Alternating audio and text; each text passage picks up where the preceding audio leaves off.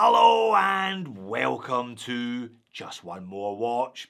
Welcome today to my review of yet another brand new model by Casio, and they are 100% trolling Apple and the Apple Watch with this particular model. Now, they're not the first company to do that. If you want to thumb your nose at the Apple Watch and have plenty of cash, you can pick yourself up this little number by Moser.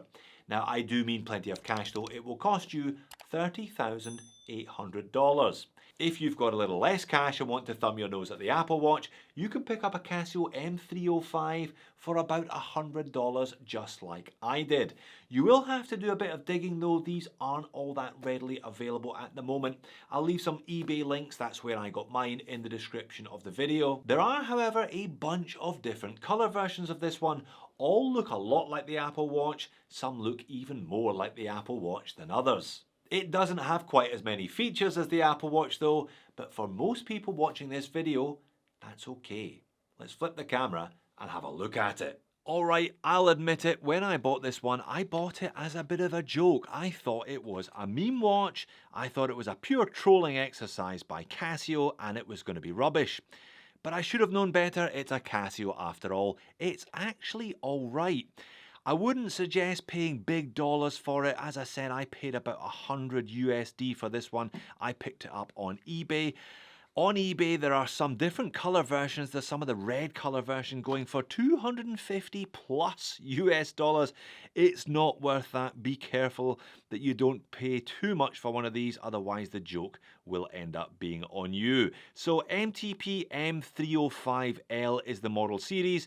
This white dial, silver dial variant is the 7AVDF, containing a module 3744. Refreshingly simple. One-page instruction manual. I can't remember the last time I looked at an instruction manual and it only had one page. And I'll also admit I've never owned or even worn an Apple Watch in the past.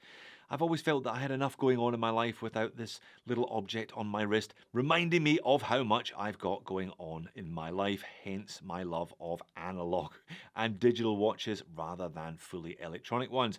But I gotta say, the case wears really nicely. It's a nice size, it's a nice shape. No rough edges on this one, it's all very smooth.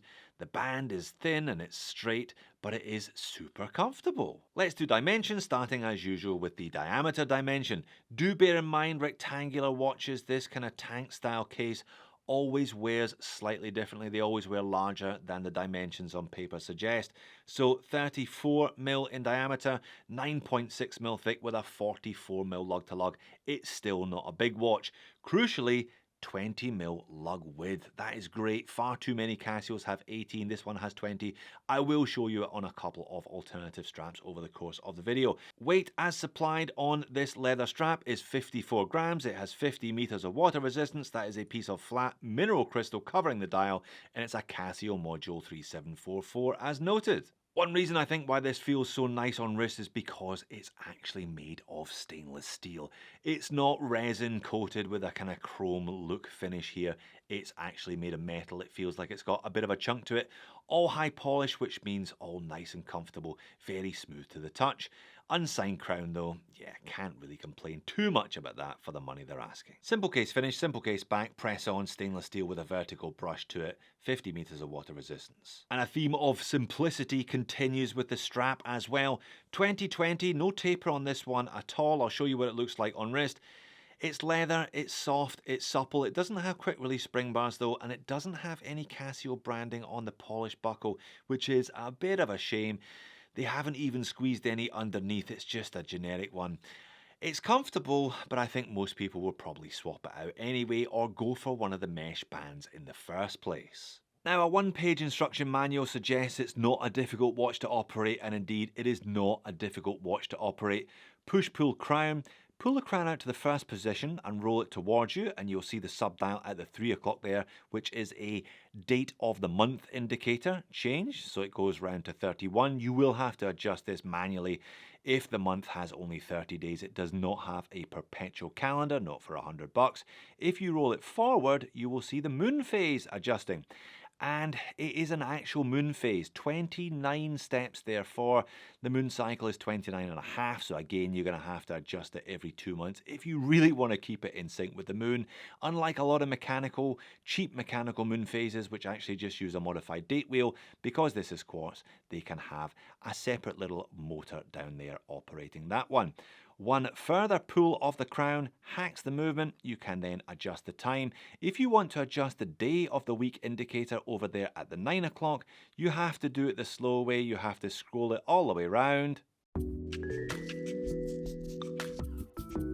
Almost there. Now the day of the week doesn't adjust bang on midnight. It does take a second or two. By the time we get to about 3 a.m. you can see it move. There we are. It clicks over a half and then a whole day of the week. So you go to bed on one day and you'll wake up on the other day. But yeah, not much snappier than that, to be honest. And that, my friends, is it. 3-year battery life plus or minus 20 seconds per month accuracy. Let's have a quick look at the dial and hands then outside under my macro lens. Now everything is just printed on, but it's very, very nicely printed on. One single Arabic at 12, lengthy batons everywhere else with a slightly thicker baton down there at the 6 o'clock. Water resistant 50 meters. As usual, Casio can't resist printing some specs on the dial, and then Japan movement either side of that index. The two sub-registers are not recessed. All of those markings are just printed on, but again, very nicely printed on, and the hands are really well finished. Gunmetal color suits those black markers. Sometimes they catch the light, they look silver. Other times they don't catch the light and they look black. I guess that's what you get with gunmetal, which is somewhere in the middle. The moon phase indicator is recessed, that is cut out, and again very nicely done. There's a fairly fine vertical brush to the whole dial, and that's pretty much it. Now because this is a Casio, the second hand hits the markers.